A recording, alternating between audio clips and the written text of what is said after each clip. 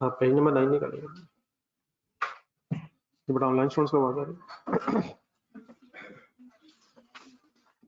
चलो हजी page number 9 निकालिए।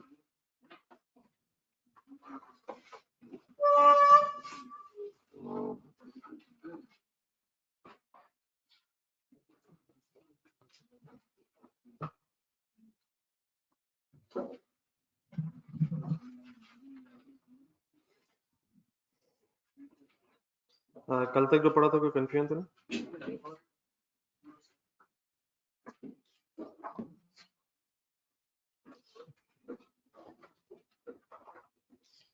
अगर टैक्स इन्वॉल्व नहीं है तो टारगेट प्रॉफिट का फॉर्मूला क्या है?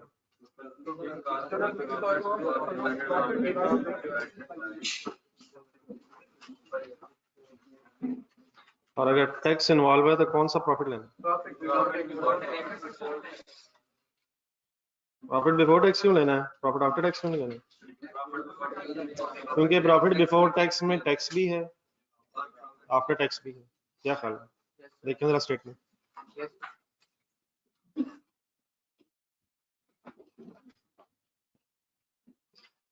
$50,000 का अगर प्रॉफिट बिफोर टैक्स है तो उसमें क्या क्या शामिल ही है? टैक्स भी है और प्रॉफिट आफ्टर टैक्स भी है। चलिए सर एक क्वेश्चन करें, क्वेश्चन नंबर 4 का। पुरानी बातें बीच में मिक्स होनी है दोबारा। तो question number 4 page number 9।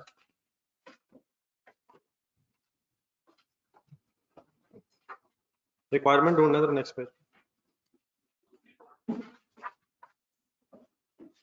Assuming there was no inventory of 90 beginning already. Calculate the break even sales in quantity. Units या amount? Sales in quantity. Break even calculate करना for the month of February 13. तो formula है break even quantity निकालने का। Total fix cost divide by contribution पाई। ठीक है, अरे वापस Alter limited produces and markets a single product. अभी सिंगल प्रोडक्ट के क्वेश्चंस आ रहे हैं, फिर मल्टी प्रोडक्ट भी शायद कल से आ रहे हैं। Following information is available from AL's records for the month of February 13. Sale price per unit, direct material cost per unit 10, which is a breakup of 2 kgs at the rate of 5 rupees per kg. 1 unit requires 2 kgs, 1 kg should cost. Direct labor सीधा दिया हुआ 2 per unit। नहीं 1 hour तो हमें नहीं पता यार, may be 2 hours at the rate of 1 per hour, 2 rupees per unit। अब इसका ब्रेकअप नहीं, 1 घंटा लगता है, 2 लगते हैं, 3 लगते हैं, लेकिन 2 रुपए पर यूनिट लगता है। वेरिएबल ओवरहेड्स कितने घंटों में? ये 4 रुपए, ये नहीं पता 4 रुपए, लेकिन 1 यूनिट है। Fixed overheads 3.5 rupees per unit. ये आया कैसे होगा, ये पता किसी को? ये पर यूनिट निकाला कैसे होगा फिक्स्ड ओवरहेड्स का? तो फिक्स्ड ओवरहेड्स लिए होंगे और डिवाइडेड बाय यूनिट्स लिए होंगे। क्या हाल? नहीं, अगर ये पर आर होता तो ये कैसे निकाला होता? फिर आर होता तो कुछ फिक्स ओवरहेड, मतलब मैंने बात यहाँ की है, लेकिन शायद सबके लिए एप्लीकेबल हो सकती है। डायरेक्ट मटेरियल पर यूनिट कैसे निकला? मटेरियल लेके डिवाइड बाय यूनिट्स करेंगे। Selling expenses 2,95,000 rupees Adam and expenses fix हैं, लेकिन 101 400 फिगर दी हुई है। प्रोडक्शन गुड यूनिट से मुराद नहीं, प्रोडक्शन का मतलब फिनिश गुड्स है, लेकिन यहाँ गुड यूनिट्स खास तौर पे मुराद, क्या ये सही है? सही यूनिट से प्रोडक्शन जो सही बने हैं, तो 1,75,000 सही फिनिश गुड्स बनी। क्लोजिंग इन्वेंट्री एडिशनल इंफॉर्मेशन,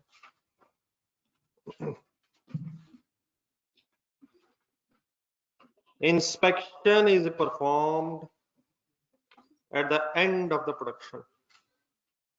क्या मटेरियल लेबर ओवरहेड्स लग गए होते हैं at the end of the production? inspection means नहीं, मींस देखा कब जाता है,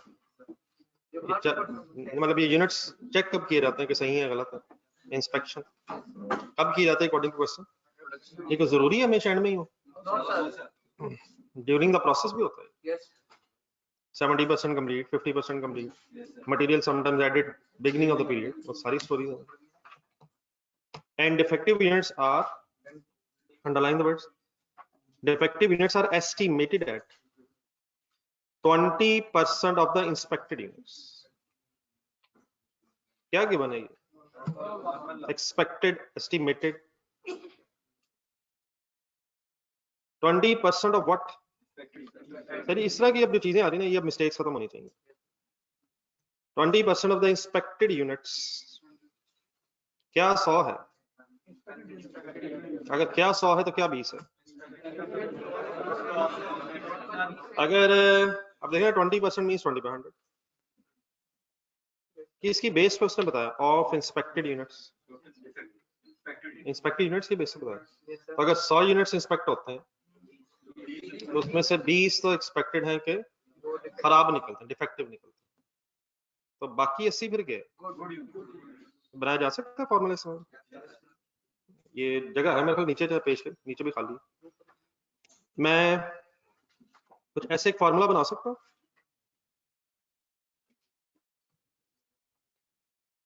इंस्पेक्टेड यूनिट्स माइनस, ना जाने दे यार, inspected units minus defective units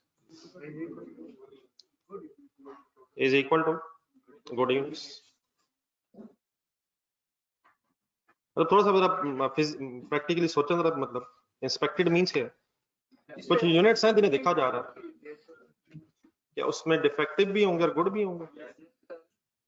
इसमें से क्या निकाल दें तो क्या बच जाना चाहिए?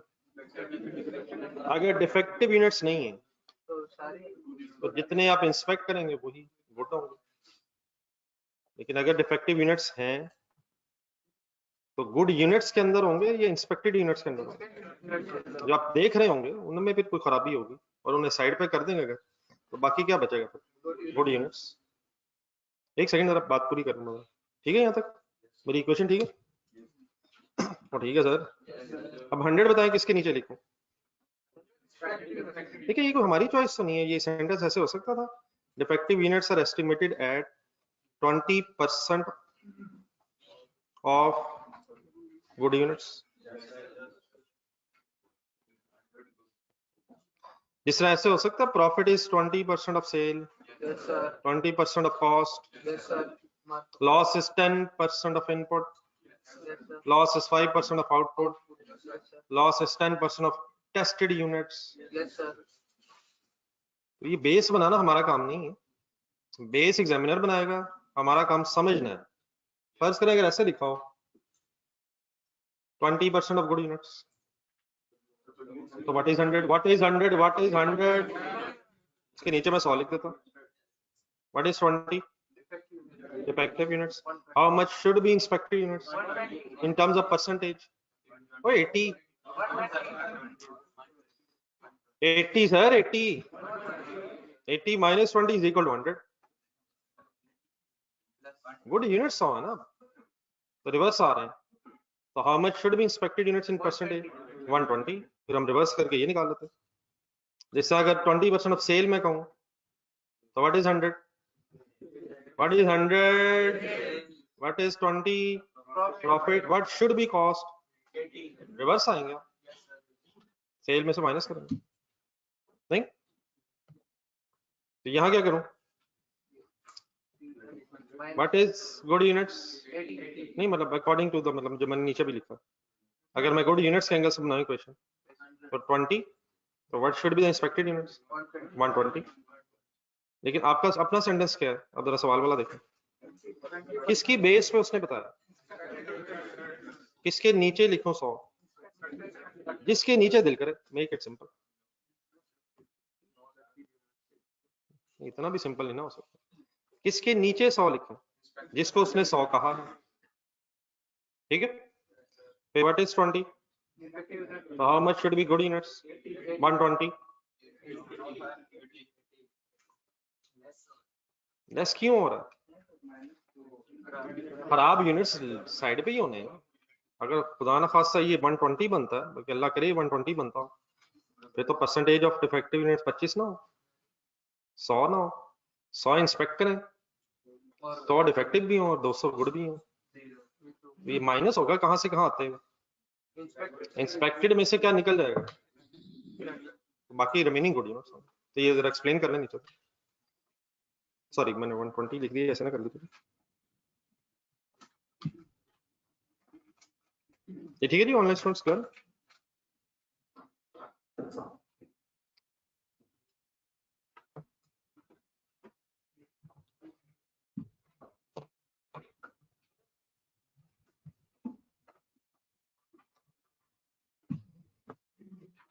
आए सर आए प्लीज आए, कल थे ही नहीं, आज फिर आज भी डेट या कल थे, अच्छा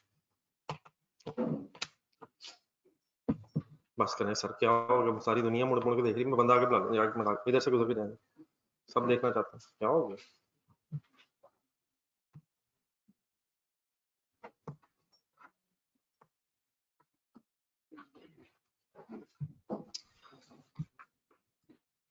इसका मतलब अगर आपको कहीं इंस्पेक्टेड यूनिट्स अगर मिल जाए तो आप गुड यूनिट्स और डिफेक्टिव यूनिट्स तक पहुंच सकते हैं, और अगर डिफेक्टिव मिल जाए तो इंस्पेक्टेड भी और गुड भी, और अगर गुड मिल जाए तो कोई एक चीज अगर मिल जाए तो परसेंटेज अवेलेबल है, हम कोई भी मिसिंग फिगर फाइंड आउट कर सकते हैं। आ गया, डिफेक्टिव यूनिट्स आर सोल्ड, ये क्या, recovery value, normal loss, estimated loss दिया हुआ है, fixed overheads per unit are calculated on the basis of, पिछले पेज पे भागते जाएं, एक दफा सेंटेंस पढ़ के दोबारा, क्या चीज किसकी बेस पे पढ़ लें दोबारा, फिर पीछे पेज पे एक फिक्स ओवर पर यूनिट अभी हमने देखा था 3.5, ये किसकी बेस पे कैलकुलेट हुआ, तो क्या 3.5 पर यूनिट, अगर बोर्ड पे देखो गुड यूनिट्स हैं 175, क्या ये ऐसे कैलकुलेट हुआ 3.5, तो क्या ये फाइंड आउट किया जा सकता है, क्या है ये फिक्स ओवरहेड्स, मतलब हम नहीं इस वक्त कह सकते क्योंकि बजटेड वर्ड्स नहीं है, लेकिन फिक्स ओवरहेड्स तो कम से कम आ जाए,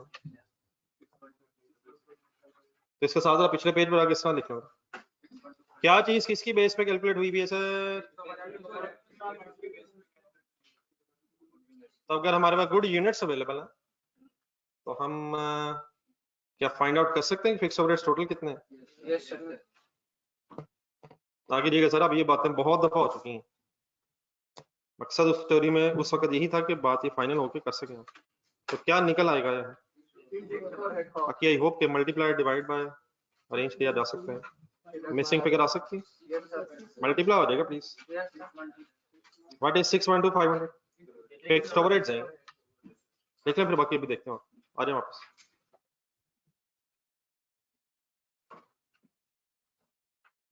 और चलिए 175,000 into 3.5 as compared to last month, point number 3, हम किस महीने में, 12 पीछे पेज पे देखेंगे, एक मंथली डाटा स्टोरी में लग रहा है। हम फरवरी में वो कहते हैं as compare to last month, जनवरी के मुकाबले में selling expenses in February have decreased by, एक सेकंड, सेलिंग एक्सपेंसेस फरवरी के ढूंढे 2,95,000, ज़हन में रख के दोबारा सेंटेंस पढ़ा। क्या ये 2,95,000 42,000 डिक्रीज हो गए हैं? क्या जनवरी के अगर सेलिंग एक्सपेंसेस निकालने हो तो फाइंड आउट किए जा सकते हैं? कैलकुलेटर पकड़ें प्लीज सर, सेंटेंस सही पढ़ें सर। 2,95,000 यूनिट्स, सॉरी 2,95,000 रुपीज फरवरी का डाटा डिक्रीज्ड बाय 42,000। हमें क्या जरूरत है, अगर है नहीं है वो अभी बात कर लेते हैं, लेकिन किस महीने के सेलिंग एक्सपेंसेस निकाले जा सकते हैं? कैसे सर? ये डिक्रीज हो चुके हैं, तो जनवरी के सेलिंग एक्सपेंसेस फिर कितने होने चाहिए? 3,37,000। फरवरी के कितने? 2,95,000।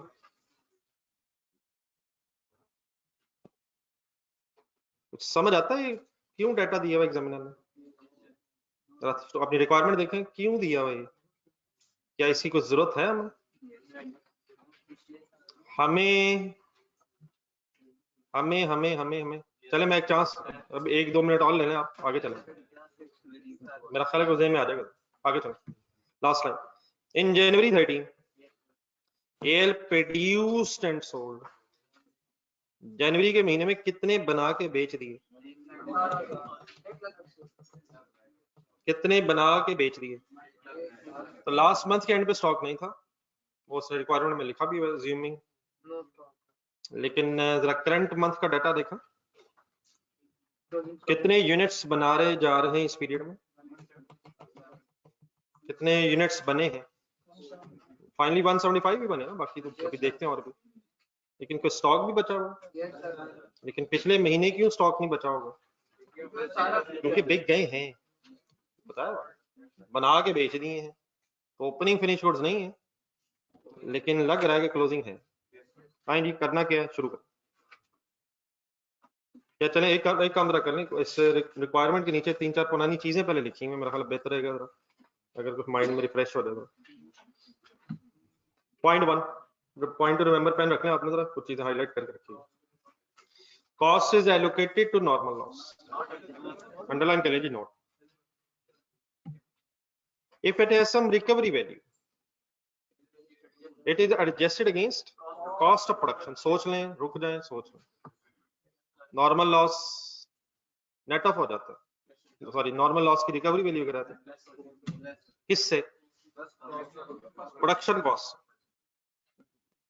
हाँ, लेकिन प्रोडक्शन कॉस्ट से मुराद क्या है? अगर अब्जॉर्प्शन कॉस्टिंग हो तो direct material, direct labour, variable overheads और फिक्स्ड भी, फिक्स्ड ओवरहेड्स भी। और अगर मार्जिनल कॉस्टिंग है तो production cost means material, labour और variable overheads only. Fixed production cost is a period cost and product cost नहीं है। नंबर 2 पढ़ें, बात मैंने अभी शायद ही की। In CVP analysis, cost volume profit analysis, जिसमें break even analysis, profit analysis आ रहा है, fixed production cost is treated as a period cost. Abnormal loss एक नजर रिवाइज कर लेंगे।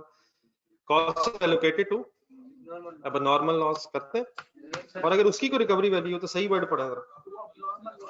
तो नॉर्मल लॉस की कॉस्ट से नेट करके रिमेनिंग जो नेट लॉस होता है वो फिर प्रॉफिट एंड लॉस में जाता है।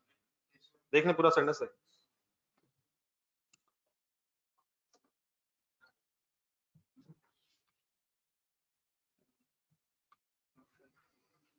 और फाइनली अगर इंफॉर्मेशन ऑफ लॉस ना हो, पता चले लॉस है लेकिन इंफॉर्मेशन ना हो, तो फिर कौन सा लॉस अज्यूम किया जाता है? Normal loss. आज ये क्वेश्चन की रिक्वायरमेंट देख लें, हमने क्या फाइंड आउट करना? Break even sale in quantity means break even units find out करना।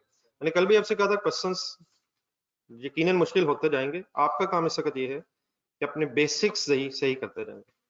तो फाइंड आउट क्या करना है, वो हेडिंग बनाया और फार्मूला कम से कम सोच लें। ऑल्टर लिमिटेड, ठीक है ठीक है, ऑल्टर लिमिटेड।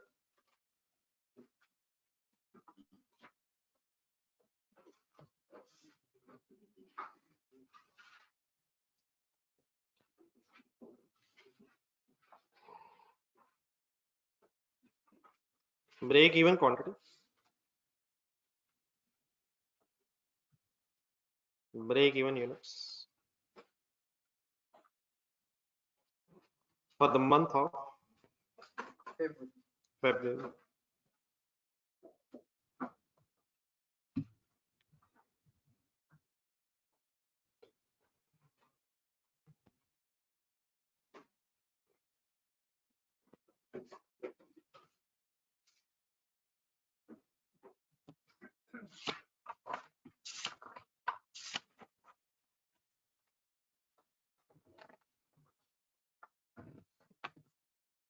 जी sir, formula sir, total fix cost, total fix cost का मीनिंग बता दो। टोटल फिक्स कॉस्ट में प्रोडक्शन फिक्स कॉस्ट भी आनी है और नॉन प्रोडक्शन फिक्स कॉस्ट भी, divided by contribution per unit का फार्मूला बता दो। वेरिएबल कॉस्ट पर यूनिट की फिगर का ब्रेकअप बता दो। Direct material per unit, direct labour per unit, variable overheads per unit और वेरिएबल सेलिंग एडमिन भी मिला के। Contribution means we are talking about net contribution per unit. जी sir, क्या क्या ढूंढना? टोटल फिक्स कॉस्ट अगर ढूंढना है, कंट्रीब्यूशन पर यूनिट ढूंढना, तो कहानी खत्म हो जाएगी। तो नीचे बस 5-6 लाइनें सफिशिएंट होंगी। टोटल फिक्स कॉस्ट की वर्किंग करो।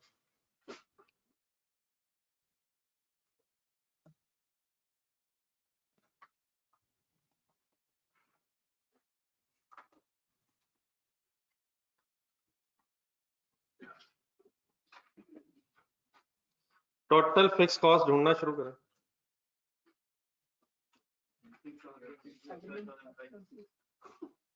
देखिए सर, डाटा आपके सामने।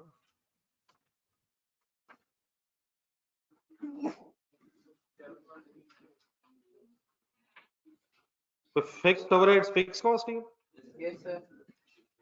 और सर जी फिक्स्ड ओवरहेड फिक्स कॉस्ट ही है सर, उसके साथ तो लगा भी फिक्स हुआ।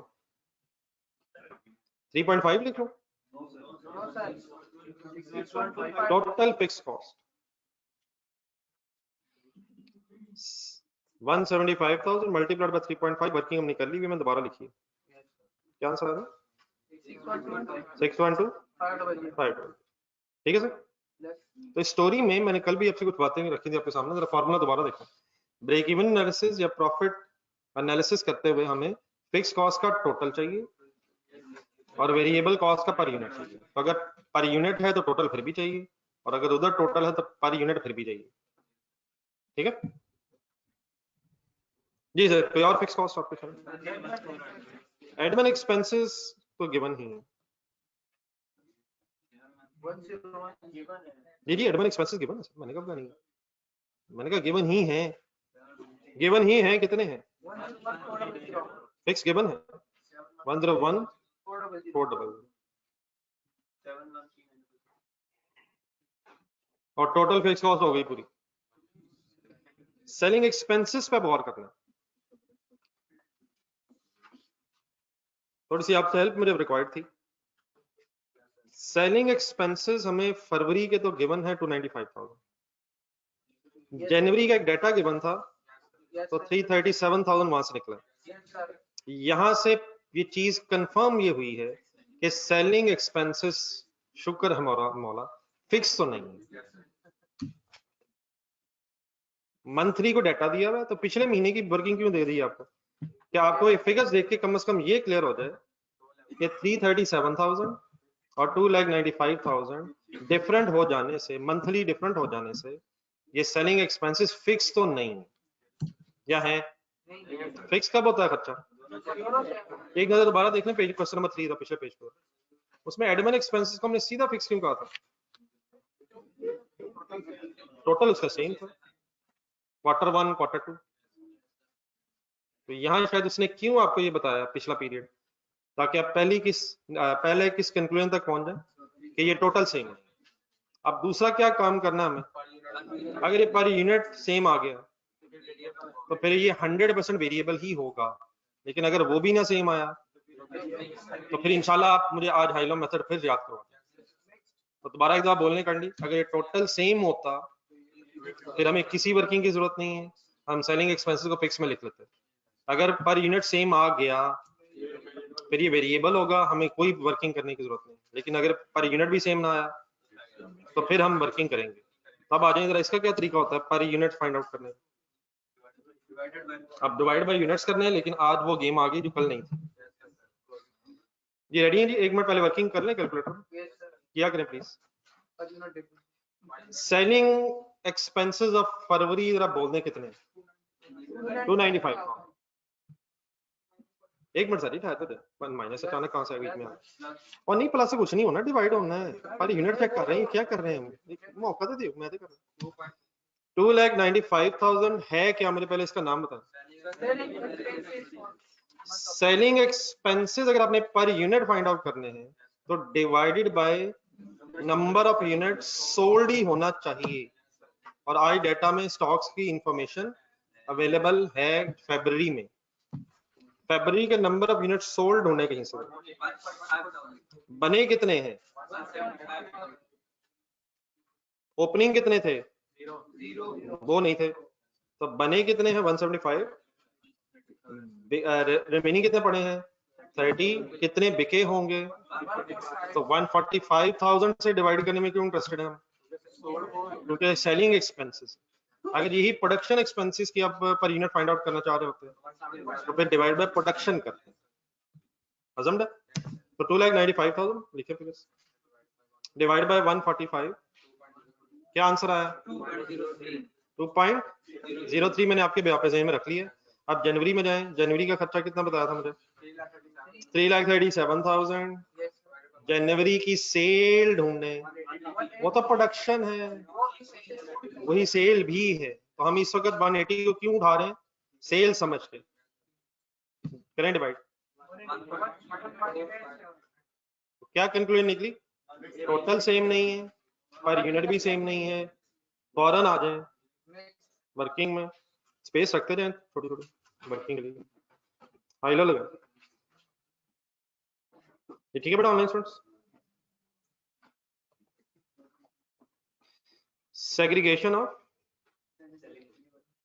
fixed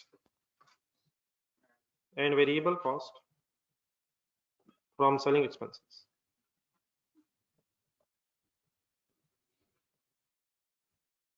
Selling expenses.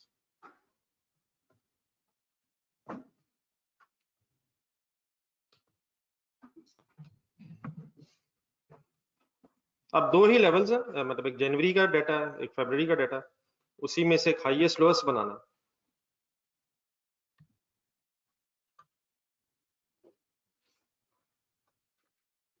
तो पहले क्या उठाना, हाईएस्ट लेवल, फिर उठाना लोएस्ट लेवल। तो बताएं कौन सा हाईएस्ट लेवल, नहीं जनवरी है या फरवरी है, जनवरी है। एक मिनट सुनना जरा कहीं रुक।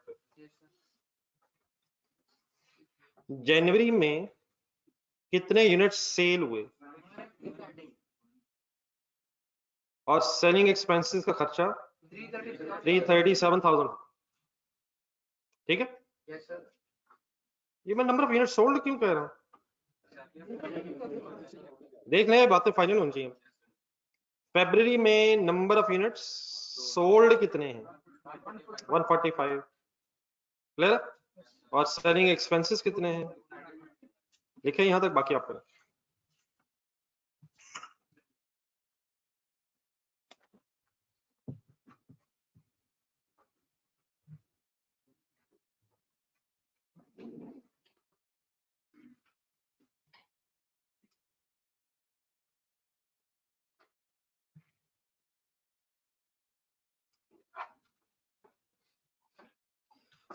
आइडियल एनवायरनमेंट हो गया सर पढ़ाई का, सवाई किताबों के नजर ही कुछ नहीं आ रहा आजकल, कोई टेंशन नहीं, गर्मी लग रही है, पसीना आ रहा है, अल्हम्दुलिल्लाह। रजाई में बैठे हैं तब भी रिलैक्स हैं, जुराबें पहन लें, जैकेट पहन लें, तब भी रिलैक्स हैं, हर वक्त पढ़ाई के लिए रेडी हैं।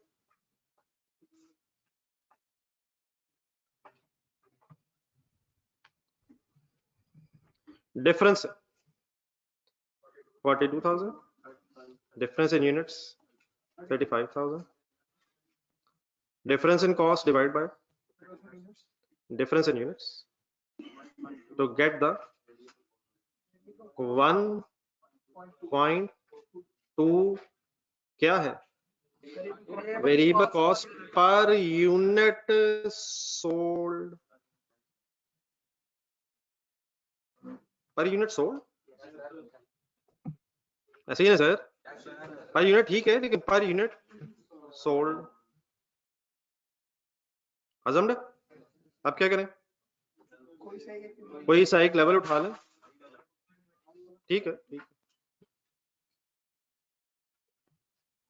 337,000, 180,000 multiplied by 1.2, 216, difference ने 121, 000. What is this? Fixed selling cost per unit. For the month of January. और नहीं पर द मंथ ऑफ जनवरी, ठीक है, for the month of January बिल्कुल ठीक है, लेकिन क्या for the month of January will be constant in for the month of February and March and April if there is no information? क्या monthly will remain fixed? वो ठीक है, जनवरी वाली है ये, लेकिन जनवरी वाली ये टोटल है, तो total fix cost remains constant unless we have information. तो ये पर मंथ है, आप चेक करना चाहे तो फरवरी में भी चेक करना,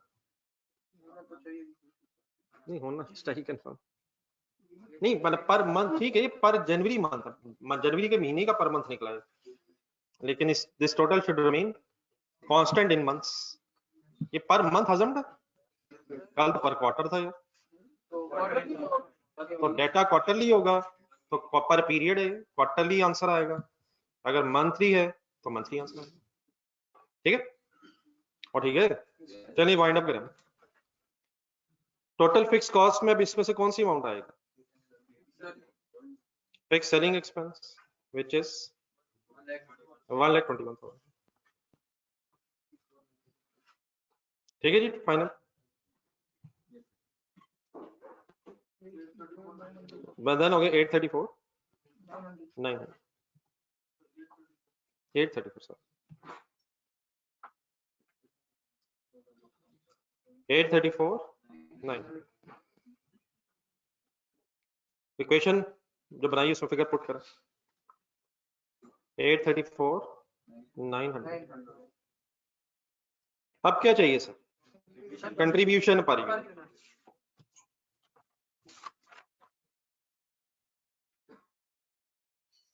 कंट्रीब्यूशन पर यूनिट के एंगल से आ जाएगा।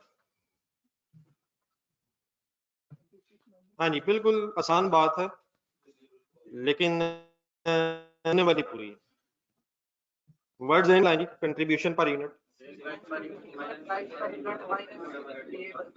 आज पिछले पेज भी मैक्सिमम डेटा मेरा ख्याल से page number 9, cell price per unit है 26, डायरेक्ट मटेरियल है 10, डायरेक्ट लेबर है 2 rupees per unit, variable overheads हैं 4 पर यूनिट। कैलकुलेटर पकड़ें, 10 लिखें, पहले 2 लिखें, 4 लिखें, इनको इज इक्वल टू दबा के इनका नाम बता, नहीं नाम नहीं, variable production cost per unit है, मटेरियल, लेबर, वेरिएबल ओवरहेड्स।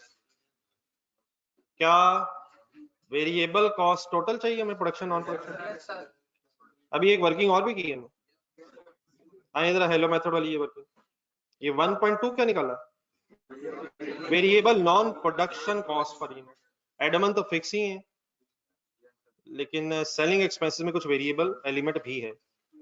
तो कितना आंसर बना था आपका 16, और फाइनली प्लस हो गया 1.2, तो इज इक्वल टू हो गया 17.2 और 26 क्या है सेलिंग प्राइस पर यूनिट।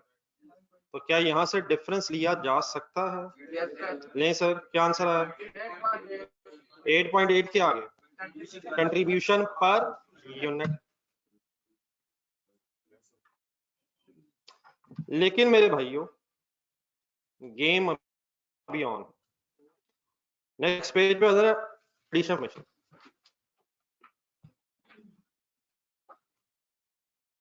और बात करनी पूरी आराम आराम से तसल्ली से सुन के फाइनल करनी है।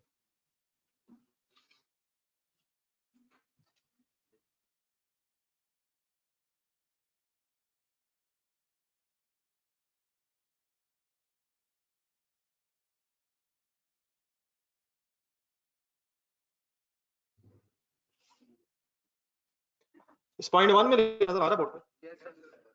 इस पॉइंट 1 में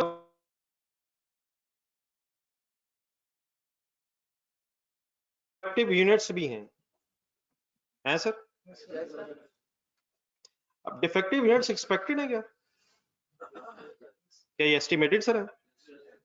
नॉर्मल है या एबनॉर्मल है? अब नॉर्मल लॉस के यूनिट्स पे क्या कॉस्ट आती है सर? क्या नॉर्मल लॉस के यूनिट्स पे कॉस्ट आती है? सेंटेंस नंबर 1 जरा एक मिनट आराम आराम से पढ़ना। Inspection is performed at the end of production. क्या नॉर्मल लॉस के यूनिट्स पे खर्चा होता है? हाँ, उन्हें एलोकेट नहीं होता, खर्चा तो होता ही है। एंड ऑफ द प्रोडक्शन लिखा हुआ, क्या मटेरियल भी लगा होगा, लेबर ओवरहेड्स भी लगे होंगे, क्या फिर आइडेंटिफाई हुए होंगे? तो खर्चा होता है, लॉस पे खर्चा होता है। लेकिन अगर नॉर्मल लॉस है तो वो खर्चा उन यूनिट्स पे एलोकेट होने की बजाय रिमेनिंग गुड यूनिट्स पे एलोकेट होता है। तो यकीनन आपने बिल्कुल ठीक वर्किंग की है। आपने 10 लिखा, 2 लिखा, 4 लिखा और 1.2 लिखा इज इक्वल टू दबा दिया। तो अगर ये लेकिन डिफेक्टिव यूनिट्स ना होते फिर तो अल्हम्दुलिल्लाह भी हो जाता, कहानी खत्म भी हो जाती। लेकिन क्या डिफेक्टिव यूनिट्स की अगर कोई कॉस्ट है तो उसने भी गुड यूनिट्स की कॉस्ट में एलोकेट होना है। और क्या उससे फिर गुड यूनिट्स की पर यूनिट कॉस्ट बढ़ सकती है? बढ़ सकती है सर। ये बात मेरी समझने के लिए जरा आपको जरा वर्किंग में जाना। आज एक वर्क करो।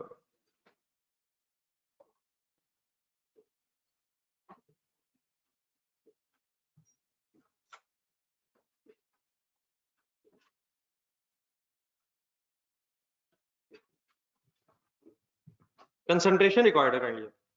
एक हेडिंग बनाए वेरिएबल कॉस्ट पर।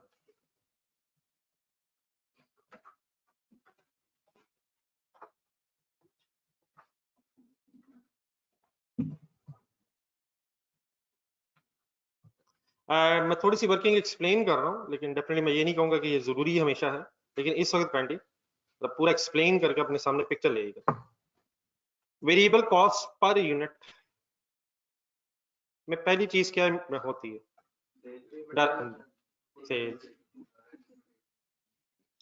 Direct material. डायरेक्ट मटेरियल का पर यूनिट बताएं, पर यूनिट। मेरा ख्याल एक मिनट थोड़ा सा स्टार्ट ले लेना तो मैं आइडिया हो जाएगा मैं करके रहा हूँ। 10 यकीनन ये 10 पर यूनिट है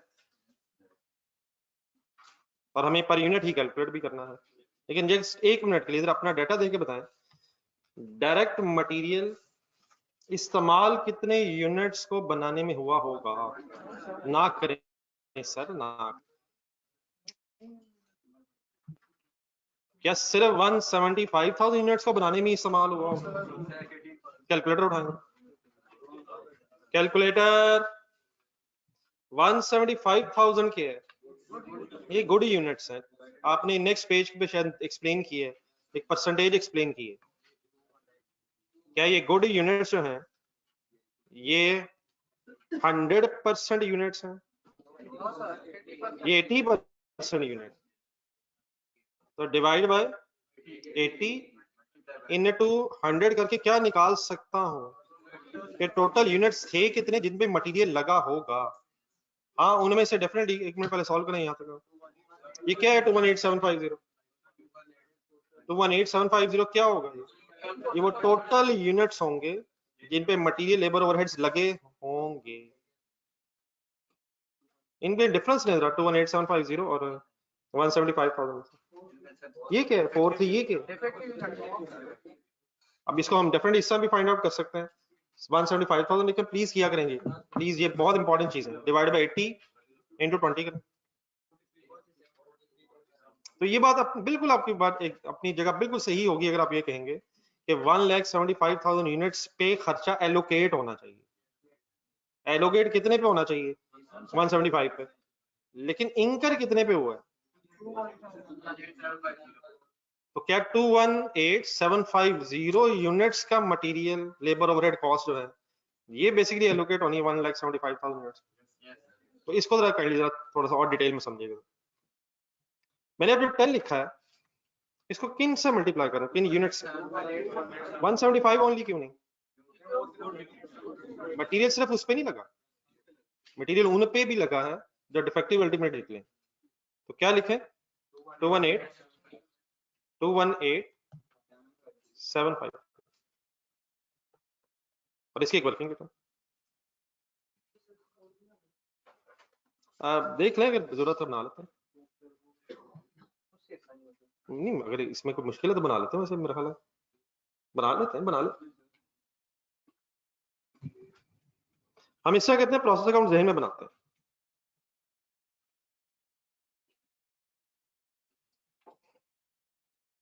let's try sir. Process account जहन में बना लेते हैं ना। ये 175,000 क्या है जरा जहन में बनाएं। 3 फिगर्स असल में लिखनी है तो लिख लेते हैं। नहीं अब गुड यूनिट्स को जरा प्रोसेस अकाउंट के अंदर सोचना। ये 175,000 किधर है? ये क्रेडिट साइड पे। अब यहाँ क्योंकि आपने गलती करनी इसलिए जानबूझ के मैंने एक पंगा होना चाहिए। 30,000 यूनिट्स ढूंढा,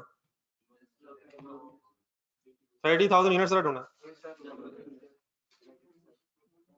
ये वर्क इन प्रोसेस अकाउंट में कहाँ होंगे? ये कहाँ होंगे सर? ये कहाँ होंगे सर? ये वर्क इन प्रोसेस अकाउंट में नहीं होंगे। भाई ने बिल्कुल ठीक है। फिनिश गुड्स अकाउंट जहन में बनाया जरा। उसकी डेबिट साइड पे कितने यूनिट्स होंगे? 175। ब्रॉट डाउन कितने होंगे? 0 0 0 0 brought down. Carried down finish goods कितनी है? 30। सोल्ड यूनिट्स है 145। तो सोल्ड यूनिट्स आएंगे फिनिश गुड्स अकाउंट से। भाई ने कहा था वर्क इन प्रोसेस अकाउंट, वापस आने वर्क इन प्रोसेस में। यही 175,000 वर्क इन प्रोसेस अकाउंट में क्रेडिट साइड पे होंगे। हिम्मत हिम्मत। ये जो 43 समथिंग आप कैलकुलेट कर रहे थे 12 की जगह 175 डिवाइड बाय 80 into 100। नहीं नहीं नहीं 218 नहीं, मतलब डिफरेंशियल जो आ रहा था।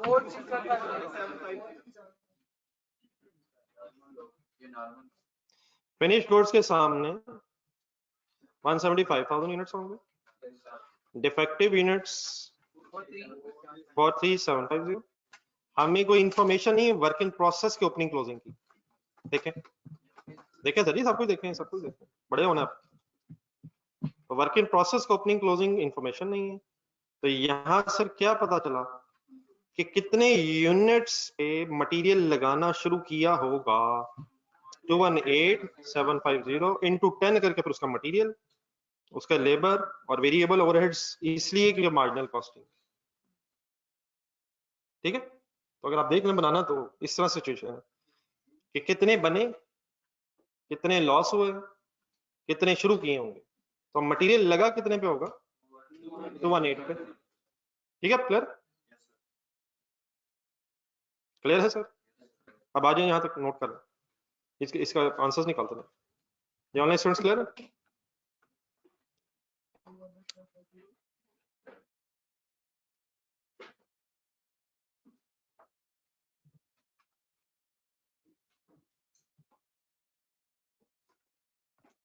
ये बनाना नहीं, अगर बना रहा था इकट्ठे हो जाए प्लीज। चीजें सर ये बहुत इंटरेस्टिंग लेवल पे आ गई हैं।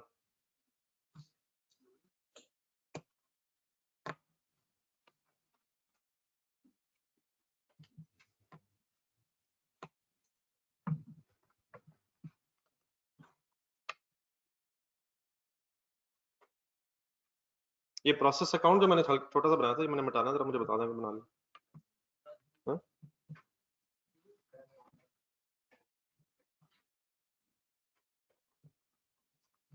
जी सर, आंसर आया, स्पीड अप हो जाता है 2187500। चलो आगे क्या लिखूं, अब स्पीड अप हो जाए, चलते जाए। डायरेक्ट लेबर कितने यूनिट्स पे at the rate of 2 per unit, answer आया 437,500। वेरिएबल ओवरहेड्स कितने यूनिट्स पे इंटू 4, 875।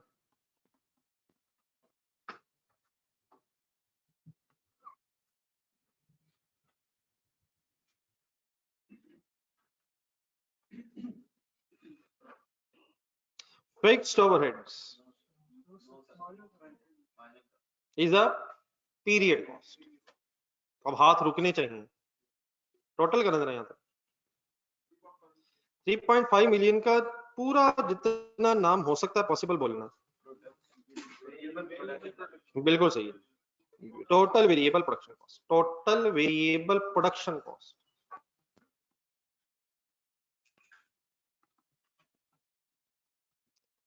कितने यूनिट्स पे इंकर हुई है, कितने यूनिट्स पे इंकर हुई है, इंकर इंकर 218750। एलोकेट कितने पे होगी, क्या यही खर्चा, यही खर्चा। अब रुक के यहाँ जरा छोटी छोटी कुछ चीजें शायद अगर माइंड में रिवाइज होने से, तो आज पॉइंट 1 देखना, पॉइंट 1 एडिशन फॉर्मेशन 218,750 जो यूनिट्स प्रोड्यूस, जो यूनिट्स पे जो खर्चा हुआ है, ये एलोकेट होना चाहिए अब 35 लाख डिवाइड बाय 175। अगर रिकवरी वैल्यू ऑफ लॉस ना होती पॉइंट 1 में, तो आप मुझे 35 लाख डिवाइड बाय 175 करवा देते। करें जरा एक मिनट, जस्ट एक सेकंड के लिए इग्नोर करें रिकवरी वैल्यू।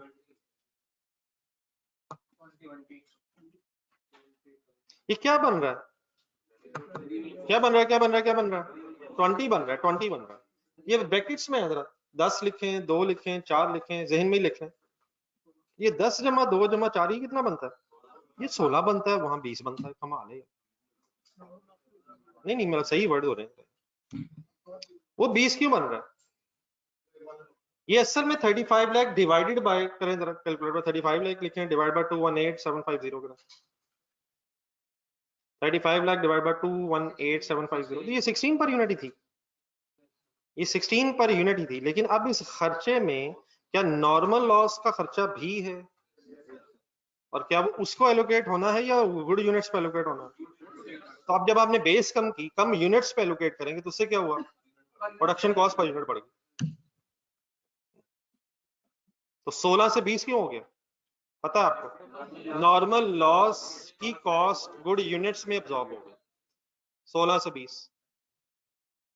तो अगर रिकवरी वैल्यू ना होती तो 20 पर यूनिट वेरिएबल प्रोडक्शन कॉस्ट होती इस रिवाइज सिचुएशन में।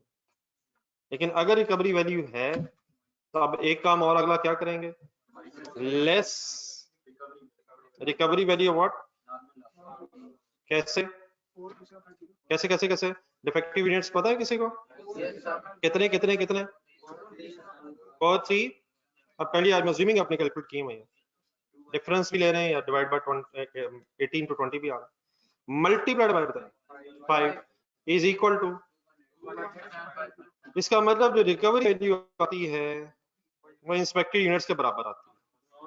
खुदा के लिए इस कंक्लूजन की तरफ ना चले जाइएगा, ये क्या चीज आई है, किसकी, ये रिकवरी वैल्यू आई है नॉर्मल लॉस की, जस्ट बाय चांस 5 रुपए होने की वजह, अगर 6 रुपए होते 4 रुपए होते तो ये डिफरेंट होती है। एंट्री हो जाए यहाँ, हो जाए हो जाए हो जाए हो जाए हो जाए हो जाए हो जाए, वो भी ठीक है, लेकिन सिंपल सी शायद कैश डेबिट एक नेट करने, वो ठीक है, प्रोसेस अकाउंट में आ रही होती है, पहले होती है process account credit, normal loss debit, फिर कैश डेबिट, वो ठीक है प्रोसेस कॉस्टिंग में, ठीक है वो बोलनी normal loss debit, process account credit, फिर cash debit, normal loss credit. आसान सी शायद क्या चीज नजर आ रही है, कैश या रिसीवेबल डेबिट। ना ना ना ना ना ना खुदा की अब तो ना करें यार, कहाँ से लेस कर रहे हैं आप, तो प्रोडक्शन कॉस्ट पे क्या पढ़े पॉइंट टू रिमेम्बर पहला ना करें सर, ऐसा तो ना नीचे रिक्वायरमेंट नीचे पॉइंट बना, नॉर्मल लॉस की रिकवरी वैल्यू कहाँ से नेट होती है, कॉस्ट ऑफ प्रोडक्शन से। बस यहाँ फर्क क्या है, cost of production is only comprising of material labour and variable overheads because of marginal costing, ठीक है। तो क्या क्रेडिट, प्रोडक्शन कॉस्ट। भूल जाते हैं सर चीजें। प्रोसेस अकाउंट जहन में बनाया जरा, एंट्री लिखे जरा, प्रोसेस अकाउंट जहन में बनाए, नहीं बना। डेबिट साइड पे चंद फिगर्स बोले कौन कौन से होते हैं, मटेरियल, लेबर, ओवरहेड्स, बाकी ब्रॉड डाउन वगैरह, लेकिन खर्चे ही हैं, डेबिट साइड पे खर्चे हैं। रिकवरी वैल्यू किधर होती है नॉर्मल लॉस की, क्रेडिट साइड पे, तो वो कहां से असल में लेस हो रही है, प्रोडक्शन कॉस्ट से नेट हो रही है, वो लेजर फॉर्म में हो रही है, या हमने जरा स्टेटमेंट फॉर्म में कर दी। और अभी आपने कहा भी था, अगर हम स्टेटमेंट बना रहे होते, ये प्रोसेस अकाउंट अभी बनाया जिन्होंने, जिसकी जरा डेबिट साइड देखें, क्या डेबिट साइड पे ये अमाउंट आ रही होंगी, 2187, 430,000, 437, 875, और ये जो 218 है ये किधर आ रहा होगा, वो नेट ही हो रहा है, मैन्युफैक्चरिंग कॉस्ट नेट हो रहा है, वो टी फॉर्म में हो रहा है, ये स्टेटमेंट फॉर्म में। डन, नेट ऑफ करें यहाँ पे 328 1250 ना हो जाए इसका, नेट कर लें बस, नेट वेरिएबल प्रोडक्शन कॉस्ट,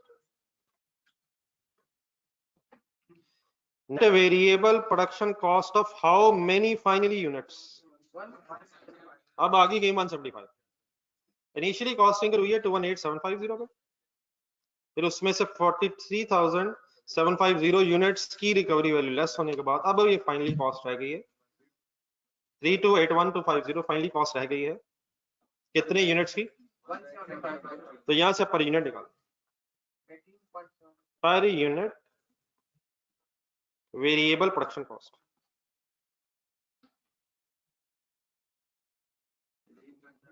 जी ठीक है वो फिगर्स लिख लो कैसे, 3281250 and divided by 175,000।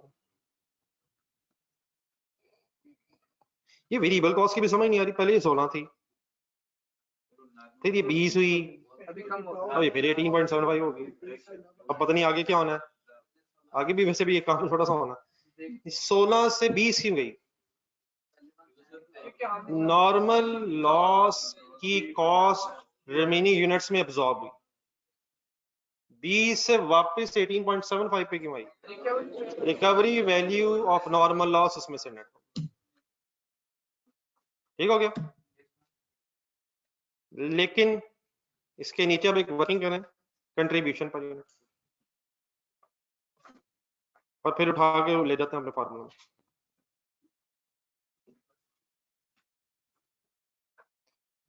Contribution per unit. यकीनन अब ये सारी चीजें शायद जरूरी नहीं कि हम लिख के करें, लेकिन अपने आप को जरा क्लियर करते रहें। सेल प्राइस पर यूनिट अब बता दो 26, इसमें से वेरिएबल प्रोडक्शन कॉस्ट अब 18.75 लेस किया मैंने, और इज इक्वल टू दबा दूं, ये एक और चीज है मिलाऊं, अगर यहाँ तक आप लेस करेंगे तो ये आएगी ग्रॉस कंट्रीब्यूशन पर यूनिट। हिम्मत हिम्मत हिम्मत, इसमें मटेरियल लेबर ओवरहेड्स तो आ गए हैं, लेकिन अभी ग्रॉस आई है, हमें कहां तक पहुंचना, टोटल वेरिएबल कॉस्ट लेस कितनी है वो, तो वेरिएबल सेलिंग लिख लें, नॉन प्रोडक्शन लिख लें, variable selling cost per unit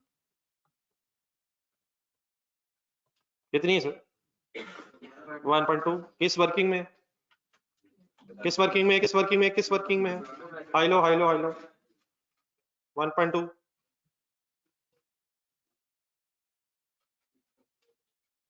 what is 6.05 finally, अल्हम्दुलिल्लाह it is contribution per net net. अगर हम नहीं बोल रहे तो वी आर सही, वी आर सेइंग नेट, नहीं बोल रहे तो वी आर सेइंग। खामोश अगर हम हैं तो कंट्रीब्यूशन मींस नेट। ठीक है, बहरहाल यकीनन बोलें, अपने आप को जरा कंफर्टेबल करें। मैं कोशिश कर रहा हूं कि बार बार जानबूझ के बोलता था। Any confusion in any working? सही है, सही है सर, चलें आगे। वाइंड अप कहाँ चाहिए था ये 6.05? ये नोट कर लिया ऑनलाइन सोर्स से? आप लोग वाइंड अप करेंगे यूनिट से, करना टाइम है, एक दो काम और करने।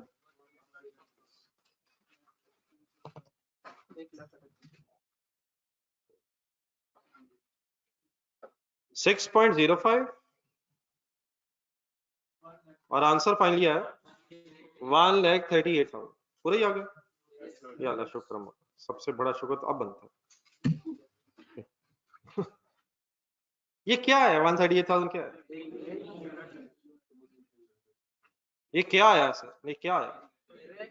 ये ब्रेक इवन यूनिट्स आ गए। ब्रेक इवन यूनिट्स आ गए। इन यूनिट्स पे क्या होगा?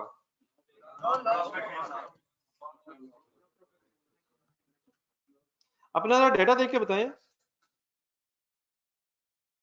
हमारे यूनिट्स प्रोड्यूस्ड है कितने? नहीं, अब फाइनल यूनिट्स प्रोड्यूस्ड है कितने? वो थे, वो शुरू थे, वो डिफेक्टिव हो गए। हमारे यूनिट्स प्रोड्यूस्ड हैं कितने? 175 है। ब्रॉट डाउन कितना? नहीं है। कैरेट डाउन कितना है? हम बेचना चाह कितने रहे हैं? 145। ये क्या है?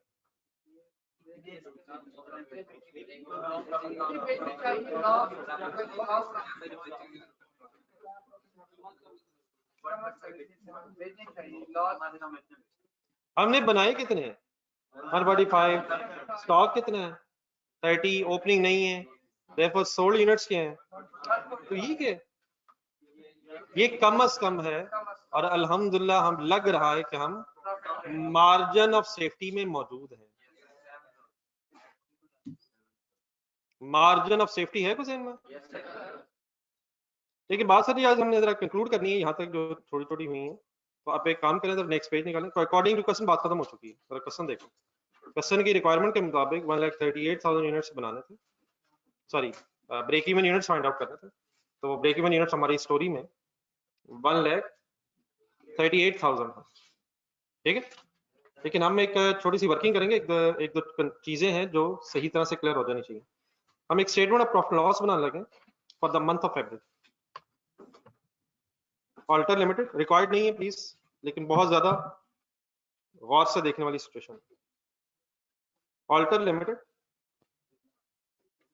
Statement of profit loss. जो ऑनलाइन स्टूडेंट्स बड़ा सा था,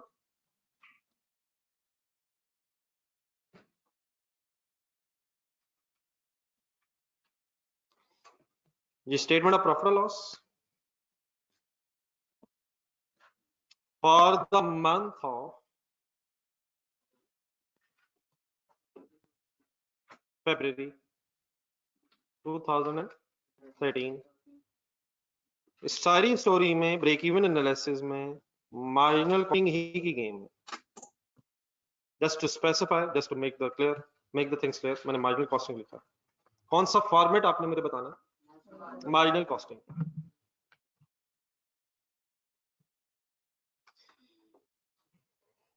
ये रेडी?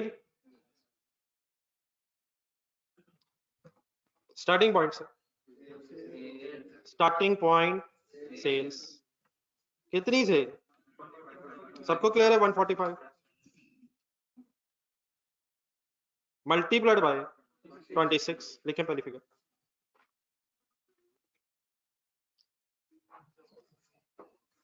ये 3.77 मिलियन, लेकिन मेरा ख्याल पूरा लिख लीजिएगा या थाउजेंड्स में लिखो,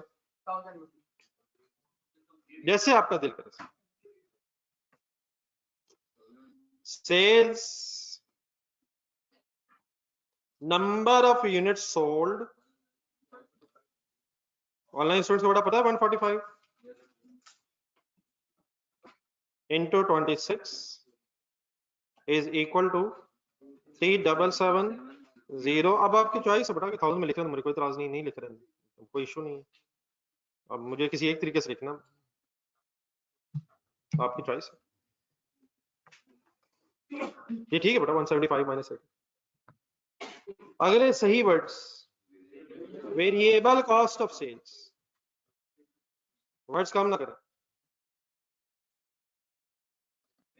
वेरिएबल कॉस्ट ऑफ सेल्स का स्टार्टिंग पॉइंट कौन सा? ओपनिंग स्टॉक ढूंढे, लिख के डैश लगा।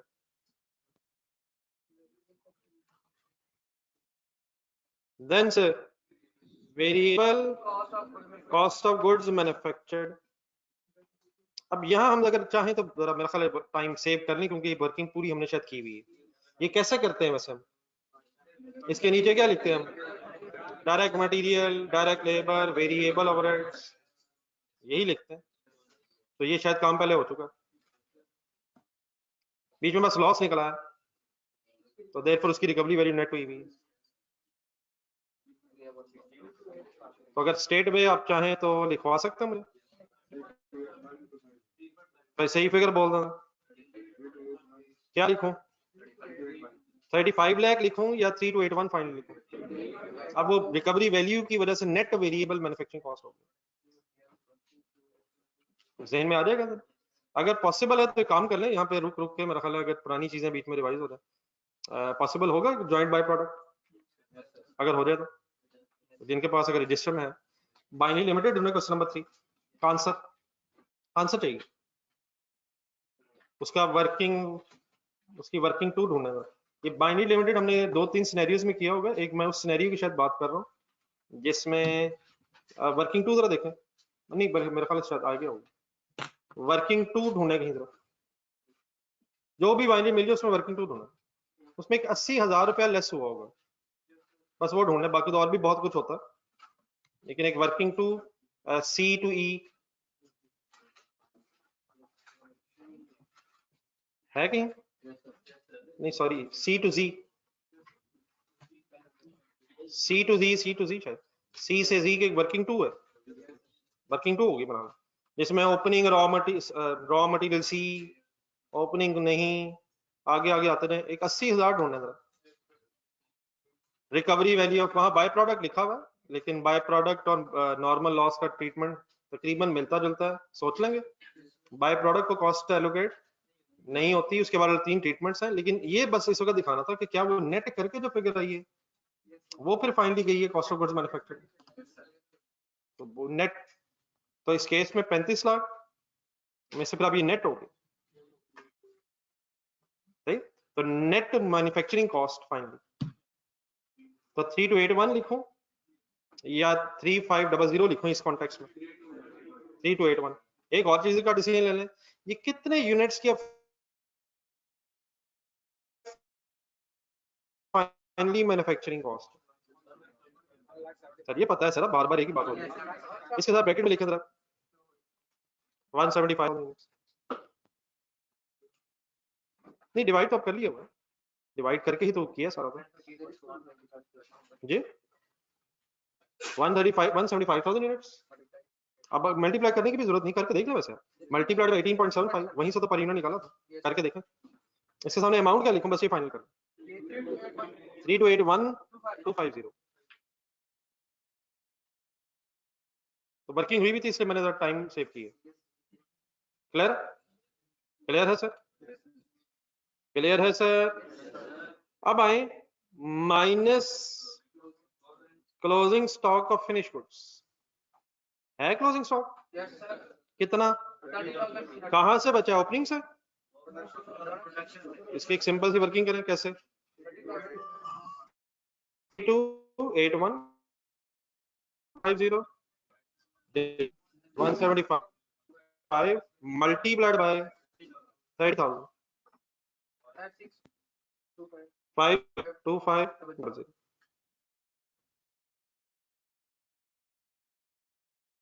आपने ना वेटेड अभी नहीं करा दे और है यार, नहीं है, नहीं है,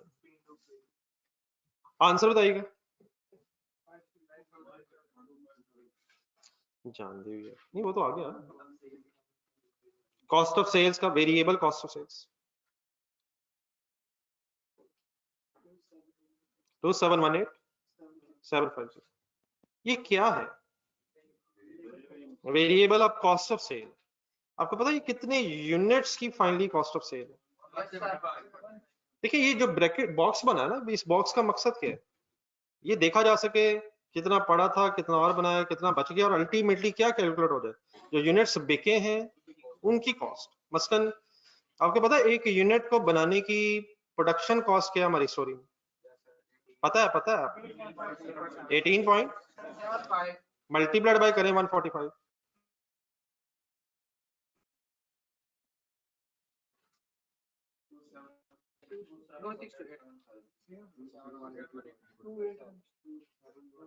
ऐसे ही सर।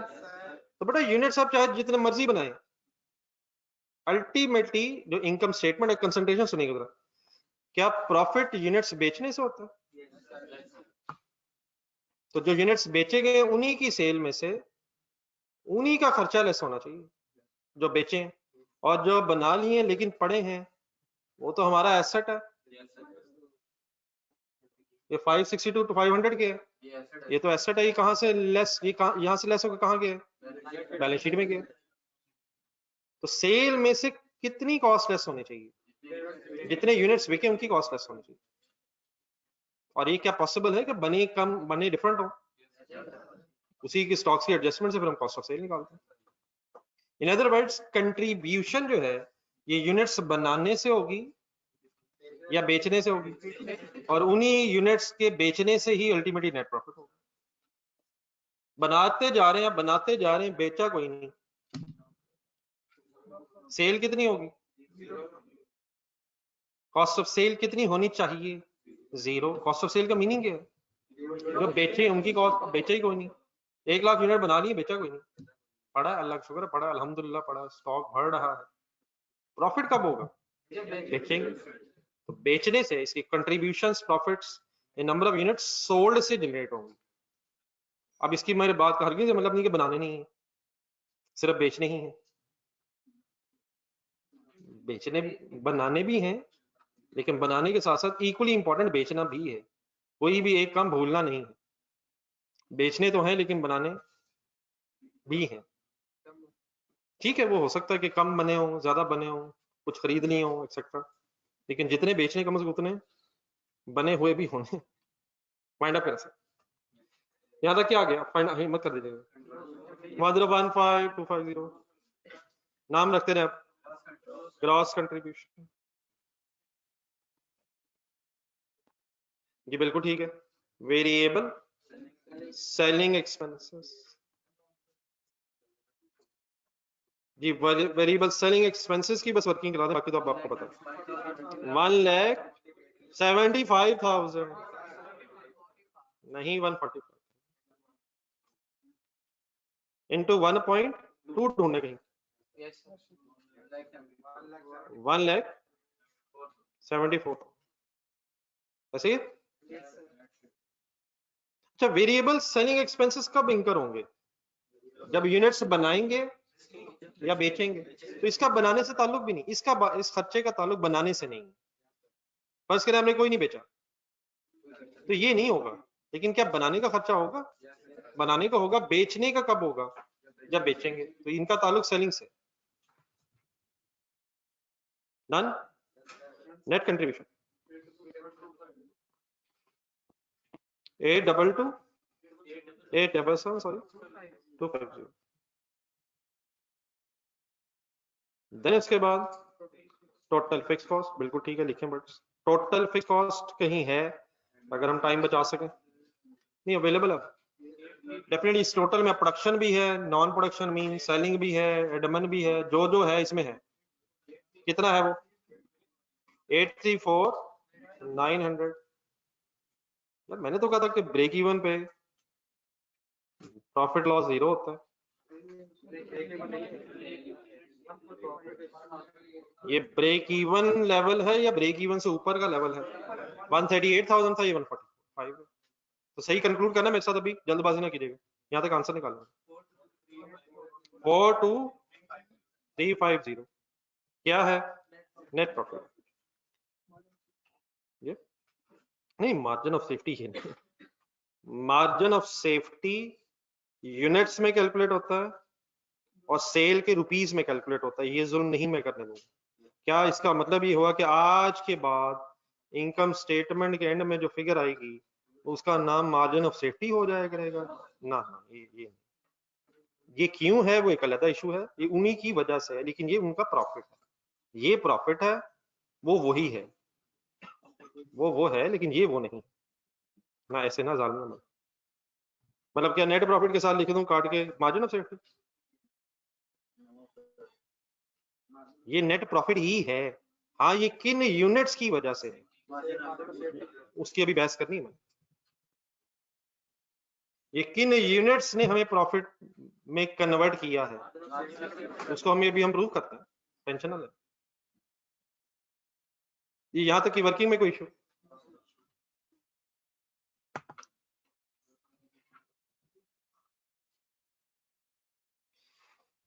जरा कुछ चांस असल में वर्किंग्स करनी जरा कैलकुलेटर पे, तो इसलिए मैं चाह रहा हूं सारे इकट्ठे हो जाए।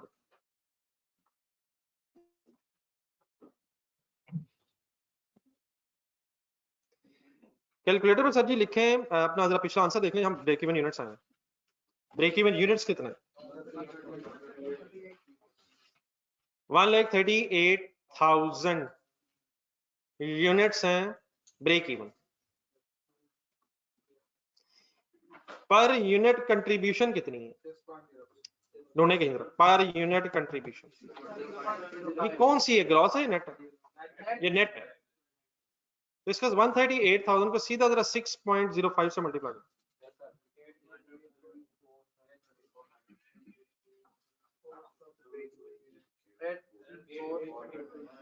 834,900 आंसर आया।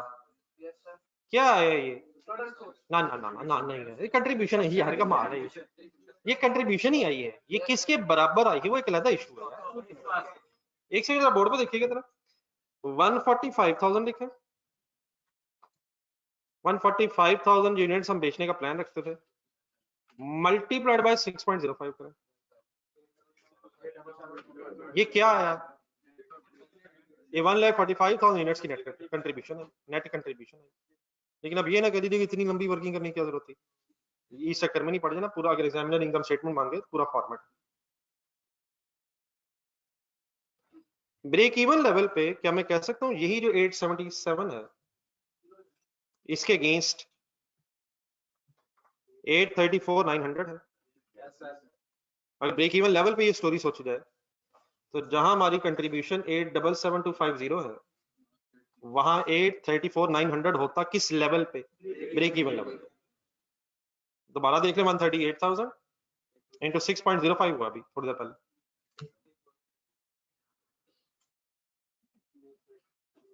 ठीक है यहां तक? ओके, अगली बात सुने और से। ब्रेक इवन लेवल पे क्या जो फिक्स कॉस्ट है, ब्रेक इवन लेवल पे जो फिक्स कॉस्ट है, क्या उस फिक्स कॉस्ट का टोटल 145,000 के लेवल पे भी होगा? ब्रेक इवन लेवल पे जो फिक्स कॉस्ट का टोटल है, क्या वो फिक्स कॉस्ट का टोटल हर लेवल पे सेम होगा? फिक्स कॉस्ट का टोटल जो है वो कांस्टेंट रहेगा।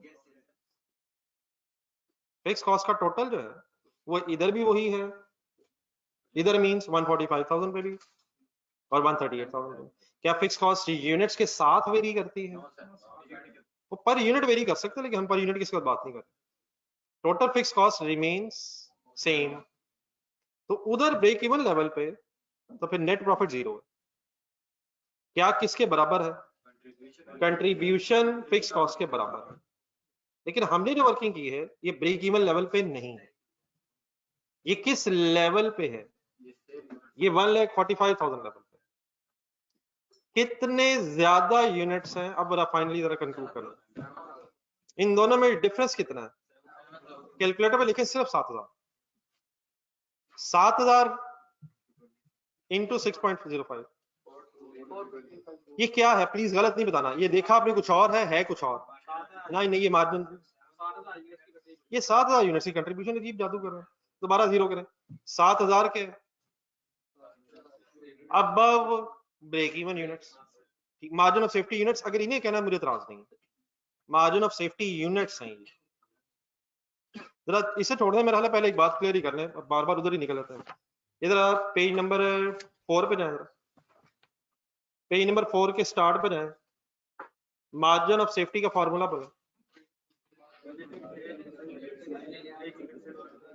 तो ब्रेक इवन सेल है 138, पेज नंबर 4 के बिल्कुल स्टार्ट में 138 और 145, तो 7000 के मार्जिन ऑफ सेफ्टी यूनिट्स हैं ये उसी, लेकिन ब्रैकेट में पढ़े पहले फॉर्मूले के साथ ब्रैकेट में लिखा हुआ है यूनिट्स और अमाउंट। लेकिन अमाउंट आती कैसे है? ऐसे नहीं आती, वो सेल प्राइस पर यूनिट से आती है। अगर आपने मार्जिन ऑफ सेफ्टी रुपीस निकालने हैं, मार्जिन ऑफ सेफ्टी रुपीस, तो margin of safety units multiplied bye 26 करना है, 26 करना है। अपने रजिस्टर में ढूंढना रखें, ये जहां फॉर्मूले से ड्राइव हो रहे थे, अपने रजिस्टर में पीछे चले। मेरा ख्याल 1.5 लाख लिखा था हमने, ढूंढे margin of safety story 1.5 lakh, 1,20,000, 30,000 is margin of safety units. फिर मैंने मार्जिन ऑफ सेफ्टी यूनिट्स की रुपीस कैसे बनाए, दरब 10 सेल प्राइस पर यूनिट, मेरा ख्याल मैंने लिखा होगा। तो margin of safety rupees is nothing to do with the number of units of margin of safety multiplied by contribution per unit. अगर आपने मार्जिन ऑफ सेफ्टी रुपीस निकालने हैं तो margin of safety units multiplied by sell price per unit. मेरा ख्याल है शायद लिखा होना चाहिए पेज नंबर ऊपर जाए जरा, पेज नंबर 4 के स्टार्ट पे जहां अमाउंट लिखा है ब्रैकेट में, नहीं अपनी बुक में, जहां अमाउंट लिखा है अमाउंट के ऊपर लिखा है अमाउंट कैसे आएगी, अमाउंट कैसे आएगी? वैसे तो अगर ब्रैकेट पढ़ी जाए तो वहां से पता चलता है सेल सेल, लेकिन थोड़ा स्पेसिफाई करना है, अमाउंट कैसे आएगी, margin of safety units multiplied by sell price per unit. Jumps लगा रहे हैं हम, बात वही है जो है, लेकिन गलत तरफ जा रहे हैं। इधर margin of safety units multiplied by sell price per unit. Cell price per unit और कंट्रीब्यूशन पर यूनिट में क्या फर्क है? क्या फर्क है? बड़ा फर्क ना कह दीजिएगा, variable cost per unit less होता। वापिस आ रहे हैं इधर, दोबारा लिख लें इसे कैलकुलेटर पे 7,000 यूनिट्स का मिस्टर हमदा नाम हो ही जाए। अब मैं और आप रह गए, बाकी सबने बोल दिया यूनिट्स, ठीक है, लेकिन मैंने अब मल्टीप्लाई किससे करवाया आपसे? इनटू 6.05 आप मैं करवा 26 से करेंगे तो आ जाएगा मार्जिन ऑफ सेफ्टी रुपीस आ गए, ठीक है, लेकिन 7,000 इनटू 6.05 क्या है per unit is equal to क्या है? ये जंप नहीं, ये कंट्रीब्यूशन है, ये अभी कंट्रीब्यूशन कितने यूनिट्स की कंट्रीब्यूशन है? 7,000 यूनिट्स की एक कंट्रीब्यूशन। बोर्ड पे देखें जरा, 877,250 के अंदर ये कंट्रीब्यूशन है सर, है? इन दोनों कंट्रीब्यूशंस में डिफरेंस लें।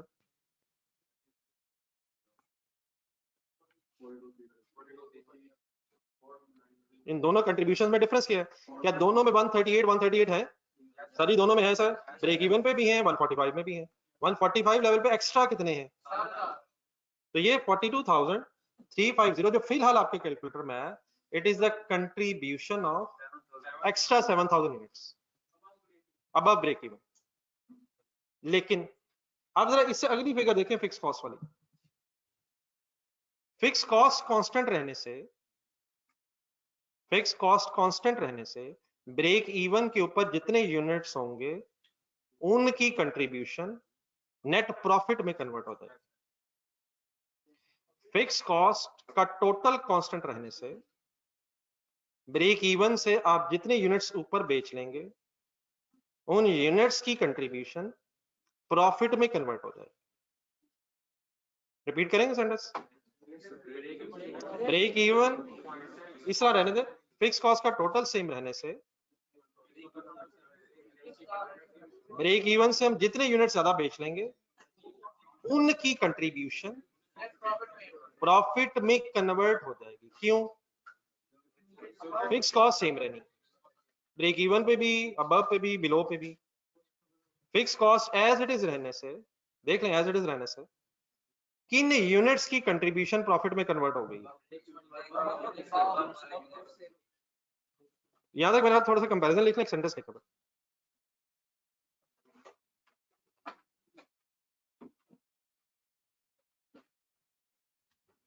अगर पॉसिबल है लिखना साथ बन जाएगी थोड़ी सी एट ब्रेक इवन ऊपर।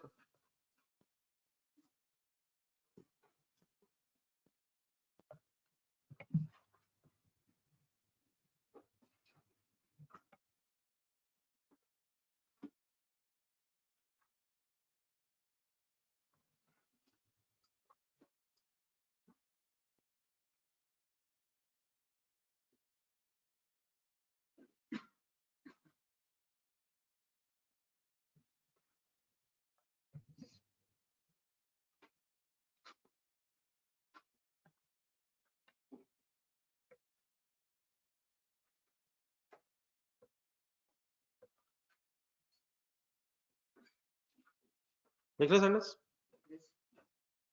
Contribution of units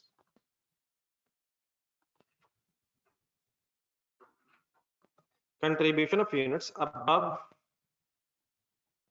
break even point will result into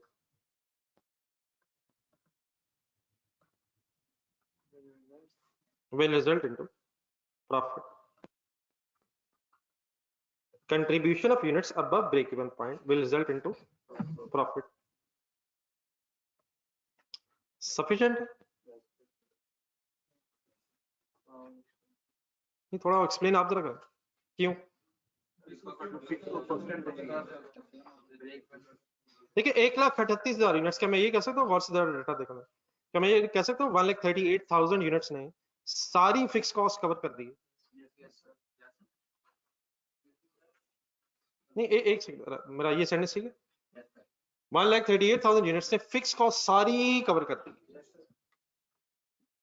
तो अब उससे ऊपर जितने आप यूनिट्स बेचेंगे उनकी कंट्रीब्यूशन ही प्रॉफिट बन जाएगी, क्योंकि फिक्स कॉस्ट किसने कवर कर दी। मतलब इस तरफ जो अभी हमने वर्किंग की है 877,250 के अंदर 1,38,000 की कंट्रीब्यूशन है, कितनी है वो फिक्स कॉस्ट के बराबर है। तो फिक्स कॉस्ट किसने कवर कर दी है, तो उससे जितने ऊपर यूनिट बेचेंगे आप उनकी कंट्रीब्यूशन के नीचे कोई फर्दर फिक्स कॉस्ट नहीं आएगी, उनकी कंट्रीब्यूशन के नीचे, क्योंकि फिक्स कॉस्ट तो किसने कवर कर दी। तो किन यूनिट्स की कंट्रीब्यूशन हमें प्रॉफिट में ले जाएगी, बिकॉज लिखिए ब्रैकेट में fix cost is covered by break even units. ना ठीक है, चलो ठीक है। Fix cost is covered by contribution of break even units, ये भी चलना चाहिए। ये आप क्या करते हैं।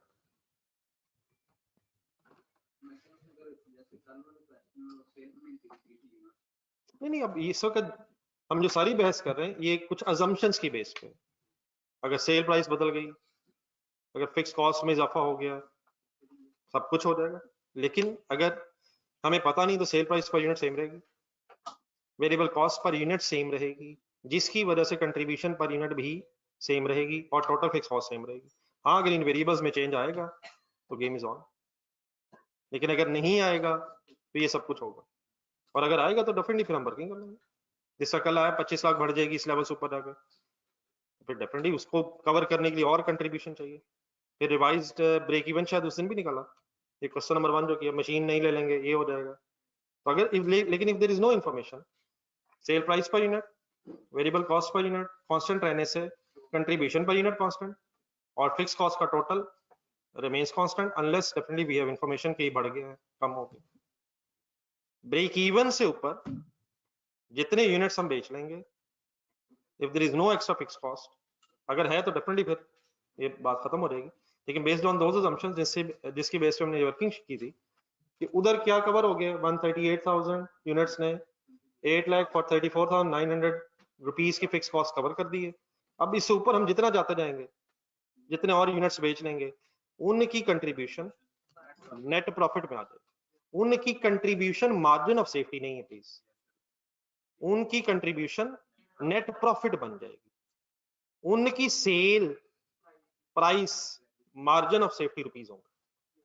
हम जाकर देखना चाहें तो वो देख सकते हैं, उठते उठते जरा करके वर्किंग कर लें, 7,000 लिखें और जरा 26 करें। ये क्या है, ये क्या है, ये क्या है? ये मार्जिन ऑफ सेफ्टी रुपीज है। एक सेकंड एक वर्किंग कर लें जरा। 1,38,000 लिखें और इंटू 26 करें जरा। नहीं, एक मिनट जरा बताइए कौन सा 3588, ये बताइए क्या ना ना याद है, ये ब्रेक इवन सेल है और ये 3770000 के नहीं, ये क्या है, ये क्या है, ये क्या है? नहीं ये क्या है सर जी, ये क्या है? ये हमारी बजटेड सॉर्ट ऑफ सेल, ये हमारी वो सेल है जो हम करना चाहते हैं और वो सेल है जो कम से कम करनी है। अब इनमें डिफरेंस है, तो ये वही है 7,000 इंटू 26। तो 7,000 into 26 means difference between these two, budgeted sale and break even sale. तो प्रॉफिट ना कह दीजिएगा, प्रॉफिट क्या बनना, मार्जिन ऑफ सेफ्टी के यूनिट्स की कंट्रीब्यूशन ने प्रॉफिट बनना। ठीक है सर, एक नजर रिवाइज होना चाहिए घर जाके, यहीं से फिर गेम आगे और बढ़नी। वो कहां तक पहुंचा टेस्ट तो दे दिया होगा, चलें चलो फिर कल मुलाकात हो। आज इस तरह करें जरा, ये जितने हुए 2-3 काम इनको रिवाइज करके आइएगा, कल फिर और गेम आ गए। अल्लाह हाफिज़।